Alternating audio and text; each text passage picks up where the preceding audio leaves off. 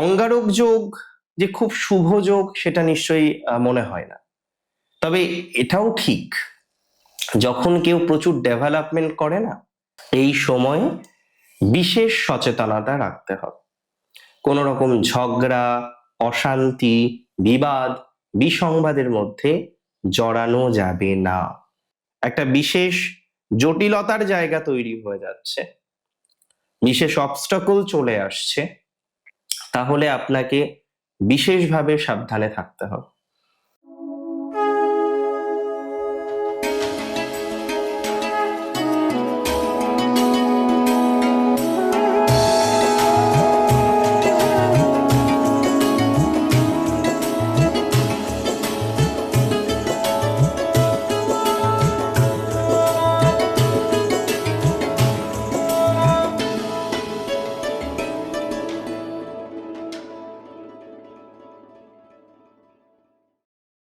নমস্কার, জয় শ্রী গণেশ।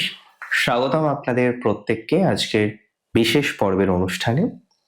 আজকে মূলত আমরা যে রাশিটিকে নিয়ে আলোচনা করব বলে মনস্থির করেছি, রাশিটি কর্কট। কর্কট অর্থাৎ কালপুরুষের রাশিচক্রের নিশ্চিতভাবেই চতুর্থতম রাশি, চন্দ্র প্রভাবিত রাশি। তবে আপনাদের বলে রাখি, চন্দ্র ছাড়াও এই রাশিটির উপরে বৃহস্পতির প্রভাব অত্যন্ত বেশি, শনির প্রভাব অত্যন্ত বেশি, এবং অবশ্যই বুধের প্রভাবও এই রাশিটির উপরে আপনারা দেখতে পারবেন। এই রাশিটির ঠিক অষ্টমে তৈরি হচ্ছে অঙ্গারক যোগ। দেখুন, একটা কথা বলি, যে কোনো যোগ যখন তৈরি হয়, যোগটি শুভ হলেও যেমন বিভিন্ন রকম শর্ত মেনটেন করে যোগকে তৈরি করতে হয়। আজকে রবি বুধ একসাথে মানেই বুধাদিত্য নয়, চন্দ্র বৃহস্পতি একসাথে মানেই গজকেশরী নয়। অনেক রকমের শর্তগুলো প্রয়োগ করার পর আমরা বুঝতে পারি যে হ্যাঁ, এই কন্ডিশনগুলো এই যোগটি ফুলফিল করছে, তার মানে এই যোগটি তৈরি হয়েছে। যদি দেখা যায় যে বিভিন্ন রকমের শর্তগুলো একটি নির্দিষ্ট যোগ উপেক্ষা করছে, তার মানে এটা আমরা হামেশাই বলতে পারি যে সেই যোগটি তৈরি হয়নি। অঙ্গারক যোগ যে খুব শুভ যোগ সেটা নিশ্চয়ই মনে হয় না। তবে এটাও ঠিক, যখন কেউ প্রচুর ডেভেলপমেন্ট করে না, তার হরোস্কোপে কোনো না কোনো নেগেটিভ যোগ থাকবেই। কারণ সেই জায়গা থেকে সে মোটিভেশনটা পাবে, সেই জায়গা থেকে সে কিছু করে দেখানোর তাগিদটা তৈরি করতে পারবে। আজকে অষ্টম ভাবে রাহু এমনিতেই কর্কটকে নানা রকমের জটিলতার মধ্যে রেখেছে। র্যান্ডম প্রবলেম বলতে আমরা যেগুলো বুঝি, সেটা কর্কটের চলছে। আজকে একটা, কালকে আর একটা, পরশু আর একটা, তরশু আর একটা, এভাবে কনস্ট্যান্টলি বিভিন্ন রকমের সমস্যা কর্কটের আসছে। রাহু মঙ্গল এক রাশিতে, জ্বলন্ত অঙ্গার, জ্বলন্ত কয়লা। ভালো ফল হয়তো কিছু আসবে, তবে বেশ কিছু ক্ষেত্রে রাখতে হবে কিন্তু সচেতনতা, একদম পরিষ্কার। অষ্টম মানেই নেগেটিভ নয়। অষ্টম, 8th house is the house of transformation, পরিবর্তনের ঘর। যে কোনো পরিবর্তন ভালো হতে পারে বা খারাপও হতে পারে, পরিবর্তন পরিবর্তনই হয়। সো আমি কোথাও যেন মনে করি আজকে বহু কর্কট রাশি জাতক জাতিকারা, তারা কোথাও যেন পৈতৃক সূত্রের সম্পত্তি নিয়ে চিন্তিত, কোথাও যেন গিয়ে একের পর এক জটিলতা জীবনচক্রে আসার জন্য চিন্তিত। চিন্তার অবকাশ থেকে, চিন্তার অবসর থেকে কর্কট কিন্তু বেরোতে পারছেন না। প্রথমে বুঝতে হবে কবে মঙ্গল এই রাশিটিতে আসছে। 23 তারিখ ফেব্রুয়ারি মাসের। কতদিন থাকবে? প্রায় 40 দিন, 2026 এপ্রিলের 2 তারিখ পর্যন্ত। তাহলে কি এই 40 দিনই অঙ্গারক যোগ থাকছে? না, এটা ভুল কথা। অঙ্গারক যোগের প্রভাব আমরা পাবো, কিন্তু যতদিন একই রাশিতে একাধিক গ্রহ থাকবে, যেমন 2 মার্চ পর্যন্ত ভিনাস থাকবে এই রাশিটিতে, তাহলে একটা থার্ড পার্টি প্ল্যানেটের অবস্থান, তারপরে রবি থাকবে, মার্কারি থাকবে। সো কোথাও যেন গিয়ে একদম প্রপার বিধ্বংসী অঙ্গারক যোগ তৈরি হবে না। তবে লাইফে অনেক সিদ্ধান্ত পরিবর্তন করিয়ে দিতে পারে কর্কটের। কর্কটের আমি বলবো যখন শতভিসাতে মঙ্গল প্রবেশ করবে 4 মার্চ 2026, শতভিসাতে থাকবে মঙ্গল গ্রহ 20 তারিখ পর্যন্ত, 20 মার্চ 2026 পর্যন্ত। এই যে 15টা দিন বা 16টা দিন, এই সময়টা কিন্তু অত্যন্ত গুরুত্বপূর্ণ একটা সময়। এই সময় বিশেষ সচেতনতা রাখতে হবে। কোন রকম ঝগড়া, অশান্তি, বিবাদ, বিসংবাদের মধ্যে জড়ানো যাবে না। ঝগড়া, অশান্তি, বিবাদ, বিসংবাদে জড়ালেই নানা রকমের প্রবলেম আসতে পারে, নানা রকমের জটিলতার মধ্যে আপনি পড়তে পারেন, নানা রকমের ঝামেলার মধ্যে আপনি পড়তে পারেন।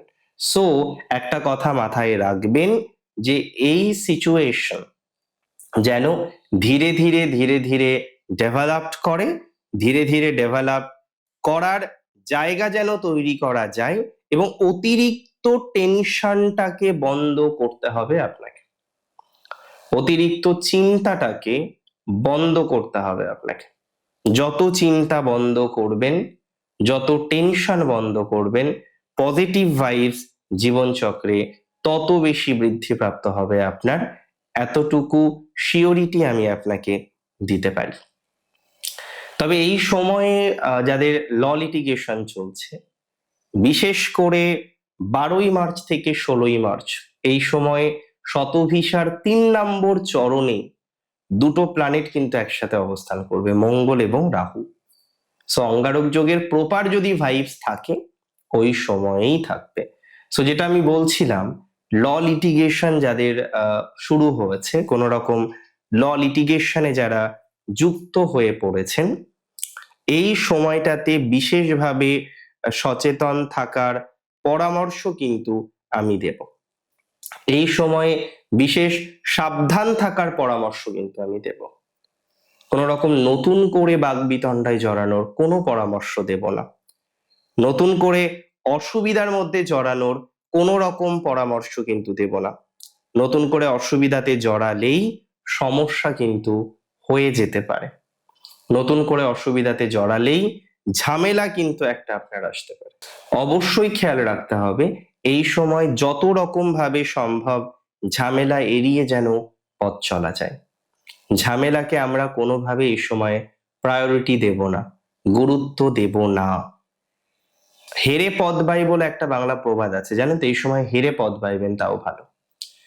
চাকরি ক্ষেত্রে যদি দেখেন, বসের সাথে বা যে কোনো কারোর সাথে চাকরি ক্ষেত্রে একটা বিশেষ সমস্যা তৈরি হয়ে যাচ্ছে, একটা বিশেষ জটিলতার জায়গা তৈরি হয়ে যাচ্ছে, বিশেষ অবস্টাকল চলে আসছে, তাহলে আপনাকে বিশেষভাবে সাবধানে থাকতে হবে। এই সময়ে ঝগড়া বিবাদ না করাটাই আপনার জন্য শ্রেয়। কোনো রকম ঝগড়া, কোনো রকম বিবাদে, কোনো রকম বিসংবাদে আপনার যাওয়া মানেই ডিসিশন ভুল হয়ে যাওয়ার অবকাশ। আপনার যাওয়া মানেই ডিসিশন নেগেটিভ দিকে যাওয়ার অবকাশ। দেখুন, অনেক সময় দেখা যায় ভাইয়ে ভাইয়ে অশান্তি হয়, হতেই পারে, কিন্তু এই সময়ে মাথায় রাখবেন আপনার নিজের রক্ত সব থেকে বেশি বড় সাপোর্টার হতে পারে। এর আগে কি হয়েছে ভুলে যান, কিন্তু যখন দেখবেন আপনি অন্য কারোর সাথে ঝামেলায় পড়েছেন, আপনার রক্ত, আপনার ব্লাড কানেকশনের কেউ, সে আপনাকে কিন্তু মোস্টলি সাপোর্ট করতে পারে। এমনিতে আপনার সাথে তার সম্পর্ক ভালো না, কিন্তু এই সময়ে দেখবেন আপনার সাথে এক হয়ে আপনার শত্রুর মোকাবিলা করতে চাইবে সে। সুতরাং এই সময়ে আপনার নিজের মানুষগুলিকেও বিশেষ প্রায়োরিটি দিতে হবে, বিশেষ গুরুত্ব কিন্তু দিতে হবে। এটা খুব দরকার। নিজের মানুষকে গুরুত্ব দেওয়াটা খুব বেশি দরকার এই সময়। যত বেশি নিজের মানুষকে গুরুত্ব দিতে পারবেন, আমার মনে হয় তত ভালো ফলাফল এই সময়ে কিন্তু আসবে বা আসার সম্ভাবনা এই মুহূর্তে কিন্তু লক্ষ্য করতে পারছি বা লক্ষ্য করা যায়। আর একটা কথা আমি আপনাদের বলে দিচ্ছি, দেখুন এটা ঠিক যে শতভিসা কিন্তু ওয়ান অফ দ্য মোস্ট সৌভাগ্যের নক্ষত্র, এটা মনে করা হতো এবং এই অনুসারে বিভিন্ন রকম আমরা টেক্সট পেয়েছি। কিন্তু কথা হচ্ছে এই নক্ষত্রের দেবতা হলেন বরুণ, যিনি পশ্চিম দিকের অধিপতি হিসেবে আমরা তুলনা করতে পারি।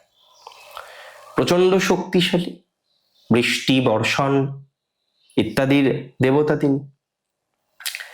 এই নক্ষত্রটিতে রাহু নিজের নক্ষত্রে, মঙ্গল রাহুর নক্ষত্রে কিছু কিছু ক্ষেত্রে বেসিক কোনো চাহিদা নিয়ে, হয়তো জায়গা জমি বেসিক কিছু নিয়ে একটা অশান্তির অবকাশ আসতে পারে। কিন্তু আমি একটা কথাই আপনাকে বলবো, কোনো অশান্তিকে এই সময় গুরুত্ব দেওয়া যাবে না। যতটা সম্ভব সহজ সরল ভাবে হয় অশান্তি মিটিয়ে নেওয়ার চেষ্টা করতে হবে। অনেক ভালো থাকুন আপনি, সুস্থ থাকুন, স্বাভাবিক থাকুন। জয় শ্রী গণেশ।